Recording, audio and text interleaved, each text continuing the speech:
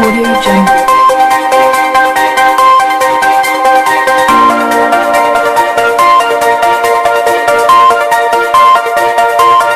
Audio Jungle.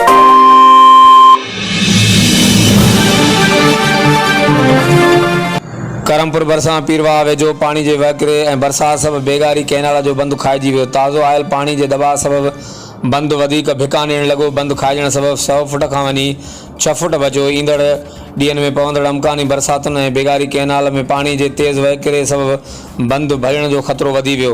बंदि भॼण सबबि ॻोठ मीर मुश्ताक अहमद ख़ान विजाणी, ॻोठ मीर इक़बाल अहमद ख़ान विजाणी समेत इलाइक़े जे लॻभॻि 20 ॻोठनि सां गॾु हज़ारें एकड़ ज़मीन पाणी हेठि अचण जो ख़तरो वधी वियो. आपाशी खाते जे आला अमलदारनि खे घुर्जे त बेगारी कैनाल जे बंद जी ज़बून हाली जो नोटिस वठी बंद जे तामीर नो जो कमु कराए इलाइक़े खे अमकानी तबाही खां बचायो वञे. हर वक़्तु आगाहण लाइ ॾिसंदा रहो JTN वेब न्यूज़ ڪرمپور.